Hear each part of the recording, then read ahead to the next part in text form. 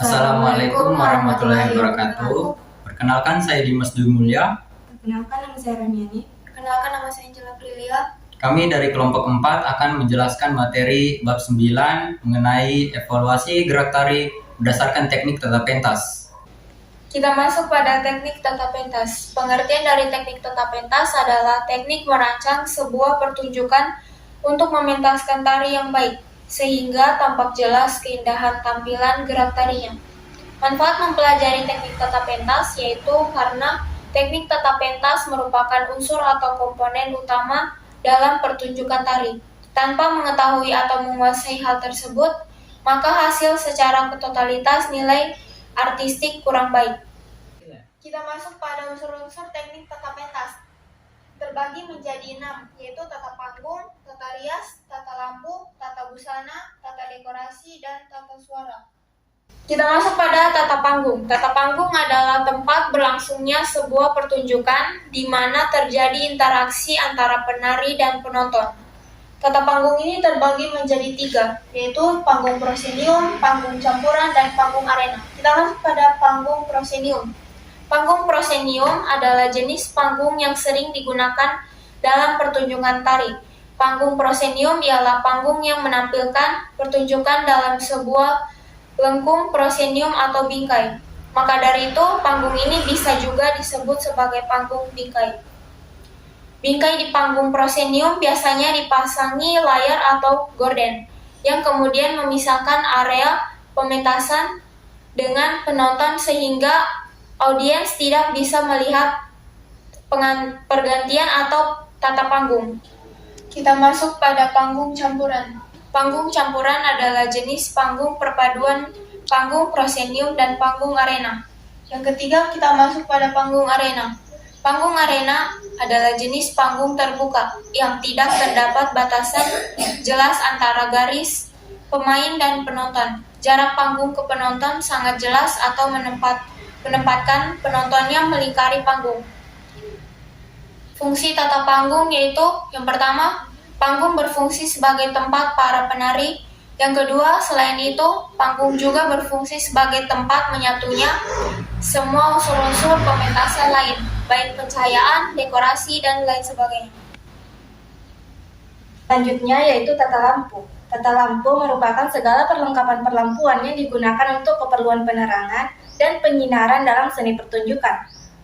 Tata lampu terbagi menjadi 2, yaitu lampu tradisional dan lampu modern. Lampu tradisional adalah lampu sederhana yang dibuat turun-temurun dari warisan nenek moyang. Sebagai contoh lampunya yaitu obor, api unggun, lampu gantung, dan sebagainya.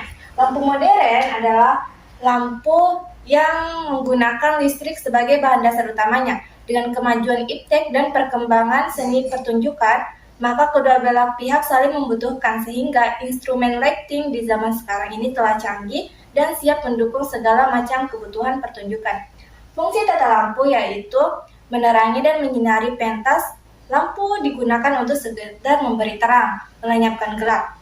Penerangan ini bersifat penerangan umum yang dapat menerangi seluruh bagian pentas dengan rata. Fungsi yang kedua yaitu tata lampu bertujuan untuk menyinari daerah permainan atau suatu objek tertentu sehingga dapat menimbulkan efek dramatik. Tata lampu juga memperkuat adegan serta suasana tarian. Adapun jenis dan warna lampu yang digunakan disesuaikan dengan kebutuhan per adegan penyajian gerak tarinya. Selanjutnya yaitu tata busana. Tata busana adalah seni menata segala pakaian yang dikenakan oleh penari untuk pertunjukan tari. Tata busana sendiri berfungsi untuk memperjelas tari, membantu menghidupkan karakter dan peran, membantu ekspresi penari dalam melakukan gerak, dan fungsi yang ketiga yaitu memberi nilai tambah kepada penari dari segi estetika dan etika. Fungsi yang kelima yaitu tata dekorasi. Tata dekorasi adalah tata ruang atau menghias ruangan agar kelihatan indah. Tata dekorasi terbagi menjadi 2, yaitu dekor alam terbuka dan dekor alam tertutup. Dekor alam terbuka contohnya batu-batuan, pepohonan, dan lain sebagainya. Dekor alam tertutup yaitu meja, kursi, lemari, dan lain sebagainya. Fungsi tata dekorasi yaitu memperjelas tempat dalam suatu pertunjukan. Dekorasi di samping mengandung unsur keindahan juga mengandung unsur kewajaran. Maka sudah tentu setiap barang dalam pengaturan dekorasi haruslah dengan perhitungan dan pengamatan yang cermat. Perlu diperhatikan struktur, setting, dan jenis perlengkapan dekorasi yang akan dipasang. Selanjutnya yaitu tata suara. Tata suara adalah teknik pengaturan perlengkapan suara atau bunyi pada suatu acara pertunjukan, pertemuan, rapat, dan lain-lain. Fungsi tata suara sendiri yaitu untuk membuat suara pemain terdengar dengan jelas dan untuk membuat dialog para pemain lebih masuk ke penonton sesuai dengan suasana yang diinginkan, yaitu sedih atau senang. Oke, selanjutnya kita masuk ke mendeskripsikan karya tari baru berdasarkan teknik tata pentas. Kita ambil contoh yaitu tari seribu tangan. Tari seribu tangan adalah tari yang menggunakan teknik tata panggung proscenium.